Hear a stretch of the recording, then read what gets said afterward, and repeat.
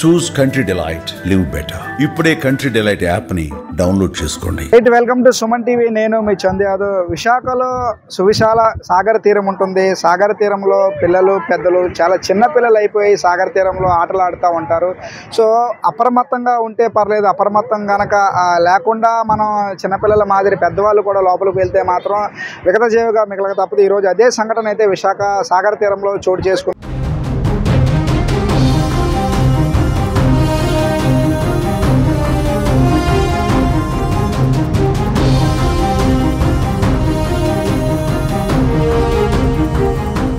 హైదరాబాద్ నుంచి ఒక కుటుంబం విశాఖలో ఒక వివాహం నిమిత్తం రావడం జరిగింది. గెస్ట్ నిమిత్తం వివాహం చూసుకున్న తర్వాత తల్లి కుమారుడు ఇద్దరు కూడా అంటే కుటుంబంతో సైతం విశాఖ సాగర తీరానికి రావడం జరిగింది. వచ్చిన తర్వాత తల్లి కుమారుడు ఇద్దరు కూడా సాగర తీరంలో సరదాగా వాటర్లో ఆటలాడేందుకు లోపలికి వెళ్ళారు. లోపలికి వెళ్ళిన తర్వాత ఒక్కసారిగా కెరటాలు వచ్చి లోపలికి తీసుకెళ్ళిపోయి ఇది చూసి కాపాడేందుకు వెళ్ళిన ఒక వ్యక్తి కూడా మిస్ అయినట్టు తెలుస్తుంది. అయితే దీనికి సంబంధించి అసలు ఈ సంఘటన ఎలా జరిగింది, ఎప్పుడు జరిగింది అనే విషయాలు తెలుసుకునే ప్రయత్నం చేద్దాం. మన దగ్గర ఏదైతే ఉందో ఈ సాగర తీరానికి సంబంధించినటువంటి పోలీస్ అధికారి విశాఖ 3 టౌన్ సిఐ మన దగ్గర ఉన్నారు.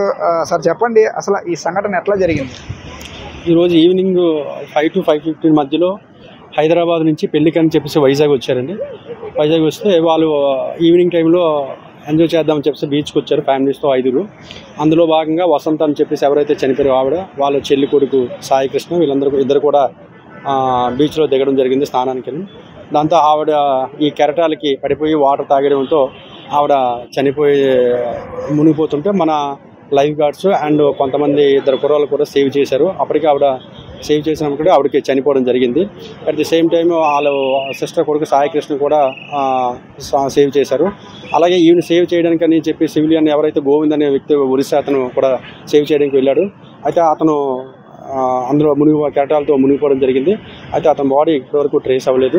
పోలీసులు కూడా మన లైఫ్ గార్డ్స్ అలాగే మెరైన్ లోకల్ పోలీసులు చాలా ట్రై చేశారు, కానీ ఆవిడ అప్పటికే చనిపోవడం జరిగింది. వాళ్ళ అబ్బాయిని వెంటనే ఇమీడియట్గా కేజెస్కి చేసాం. ప్రస్తుతానికి అతను బాగానే ఉన్నాడు. సో మనం ఇన్ని చర్యలు చేపడుతున్నా కూడా, లైఫ్ గార్డ్స్ని ఏర్పాటు చేసినా కూడా, పోలీస్ పెట్రోలింగ్ చేసినా కూడా ఇటువంటి సంఘటనలు జరగటం అసలు ఎంతవరకు సమంజసం?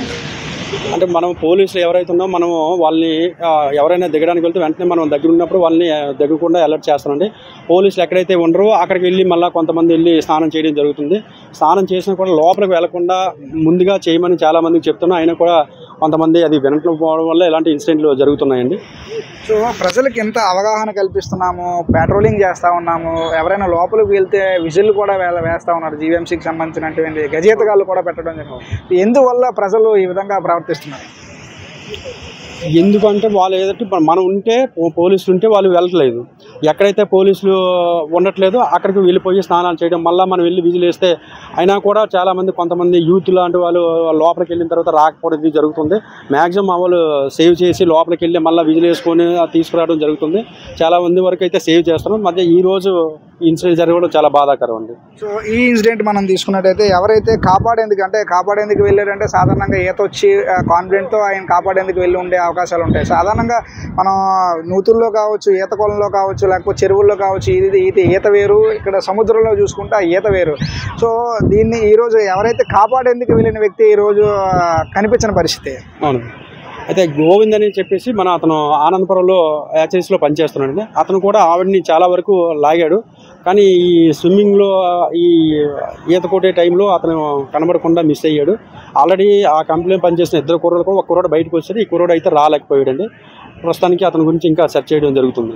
ఇప్పుడు ప్రస్తుతానికి అయితే ఆపరేషన్ జరుగుతూ ఉంది. అంటే సుమారు 5 గంటలకు జరిగింది. ఇప్పుడు సుమారు టైము 8 నుంచి 9 కావస్తూ ఉంది. అంటే ఇన్ని గంటలు సుమారు 4 గంటలు సెర్చ్ రెస్క్యూ ఆపరేషన్ అయితే కొనసాగుతుంది. సో ఆవిడ ఎవరైతే ఉన్నారో గోవింద్ అనే వ్యక్తి బతికే అవకాశాలు ఉన్నాయంటారు?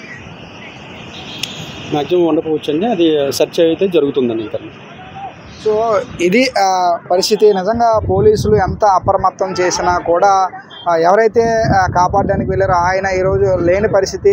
హ్యాచరీస్లో ఏదైతే ఉందో భీమిలి దగ్గర పరిసర ప్రాంతాల్లో హ్యాచరీస్లో పనిచేస్తూ ఉంటాడు. సో ఆయనకి నాకు తెలిసి హ్యాచరీస్లో పనిచేస్తూ ఉన్నాడంటే ఈత వచ్చే అవకాశం ఉంటుంది. కాకపోతే ఇందాక మనం చెప్పుకున్నట్లు సాధారణంగా ఈత కొలంలో ఈత ఆడడం కానీ, నూతుల్లో ఈత ఆడడం కానీ, చెరువుల్లో ఈత ఆడడం కానీ వేరు, బీచ్లో ఈత ఆడడం అనేది చాలా ప్రమాదకరం. ఎందుకంటే గజ ఈతగాళ్ళు సైతం కొన్ని సందర్భాల్లో గలంతైన దాఖలాలు అయితే చాలానే జరుగుతూనే ఉన్నాయి. ఈ మధ్యకాలంలో మనం చూడొచ్చు పూడిమడక సముద్ర తీరంలో ఏదైతే చేపల వేటకి వెళ్ళిన గంగపుత్రులు ఎవరైతే ఉన్నారో గంగపుత్రుని కూడా ఒక చేప అమాంతంగా లోపలికి తీసుకెళ్ళింది. ఆయన బాడీ ఇప్పటికీ కూడా దొరకని పరిస్థితి. సో ప్రజలందరికీ కూడా అంటే అధికారులు ఎంత అప్రమత్తంగా ఉన్నా అన్ని హెచ్చరికలు జారీ చేసినా ఇక్కడ మనం చూడొచ్చు. వీరు ఎక్కడైతే మునిగిపోయారో అక్కడే సైన్ బోర్డు కూడా ఉంది, ఈదుట ప్రమాదకరం అని చెప్పి సైన్ బోర్డు ఉన్నా కూడా ప్రజలందరూ కూడా అధికారులు చెప్పిన మాటలు పెడచెవిన పెట్టి సరదాగా బీచ్ని చూస్తే ప్రతి ఒక్కరు చిన్నపిల్లలు అయిపోతారు. ఈరోజు నిజంగా వారి ఆనందమే వారిని విగతజీవిగా మార్చే సందర్భం అయితే కనిపిస్తుంది. ఎవరైతే కాపాడడానికి వెళ్ళిన వ్యక్తి కూడా వీరి పరంగా ఆయన కూడా ఈరోజు దొరకని పరిస్థితి. ఎప్పటికైనా ప్రజలు అంటే ప్రతిదీ అధికారుల చేతిలో ఉన్నది, అధికారులు మనల్ని అప్రమత్తం చేస్తారు. అదేవిధంగా జీవీఎంసీ సంబంధించిన రెస్క్యూ సిబ్బందిని కూడా పెట్టడం జరిగింది సముద్ర తీరంలో ఎటువంటి ఘటనలు జరగకుండా. సో ఇంతమంది సిబ్బంది ఉన్నా కూడా ప్రజలు అప్రమత్తంగా లేకపోతే ఎవ్వరూ కూడా ఏమీ చేయని పరిస్థితి. ఈరోజు ఒక రెండు కుటుంబాల మధ్య విషాద సంఘటన అయితే చోటు చేసుకుంది. ఇప్పటికైనా దయచేసి ప్రజలు అప్రమత్తంగా ఉండండి. విశాఖ సముద్ర తీరానికి రండి, సముద్ర తీరాన్ని ఎంజాయ్ చేయండి. అంతేగాని సముద్ర తీరంలో ఆటలాడేందుకు వెళ్తే విగతజీవిగా మిగలక తప్పదు. చూస్తూనే ఉండండి సుమన్ టీవీ. వీడియో జర్నలిస్ట్ రవితేజతో చందు, సుమన్ టీవీ విశాఖపట్నం.